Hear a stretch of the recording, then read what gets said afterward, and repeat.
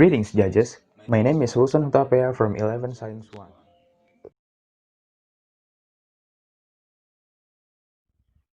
Good morning, viewers. Welcome to National Headlines. This morning, like always, I will read you our headline of the day, today on October 8, 2020, which reads, Thousands of people have taken to the streets across Indonesia in protest against Omnibus Law for 3 days, despite warnings of coronavirus risks. This is the third day of clashes against Joko Widodo's controversial new Omnibus Law. It seems that protests in Jakarta have escalated as anger grows over the new jobs law. Thousands of students and workers staged rallies across the capital against the government's flagship jobs law. Demonstrations have gathered steam in the capital Jakarta and other cities, such as Bandung on Wednesday and Thursday, after relatively peaceful protests earlier in the week.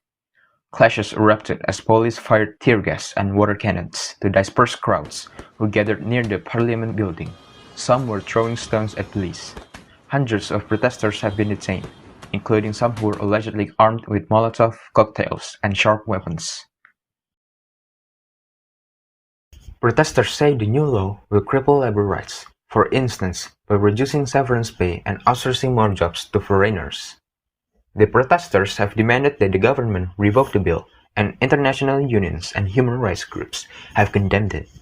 It is believed that it would only benefit capitalists, investors, and conglomerates, and would trample on ordinary people. The so-called Omnibus Jobs Creation Bill became law on Monday.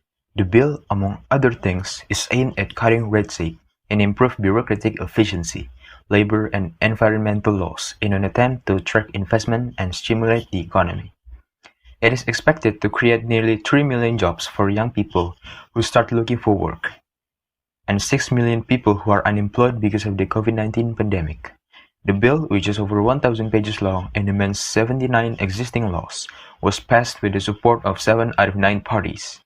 The government says that the changes are needed to help its economy, which has been hurt by the COVID-19 pandemic. In his first public comment on the passage of the controversial jobs creation law, President Joko Widodo has said that criticism of the law is merely based on disinformation and hoaxes spread through social media. The president claimed on Friday that various allegations made against the law, such as claims that it removed employees' right to leave and Social Security, including retirement benefits, were inaccurate. Jokowi insisted that the law would increase employment, especially during the COVID-19 pandemic that has affected millions of workers across the country, and would also pave the way for more small and medium enterprises to grow as overlapping regulations had been removed. Now, in addition to removing red tape, the bill makes significant changes to Indonesia's labor regulations. Some of them are abolishing the sectoral minimum wage in favor of minimums set by regional governors. Allowable overtime will be increased to a maximum of 4 hours in one day and 18 hours a week. Businesses will only be required to give workers 1 day off a week instead of 2. However, a new government fund will provide an additional 6 months' pay to the newly unemployed. We will be back tomorrow with more sets of headlines. I'm Wilson Hutapea, in representation of the Stefan Diri, express our sincere gratitude. Thank you for staying with us. Stay safe, wear a mask, and goodbye.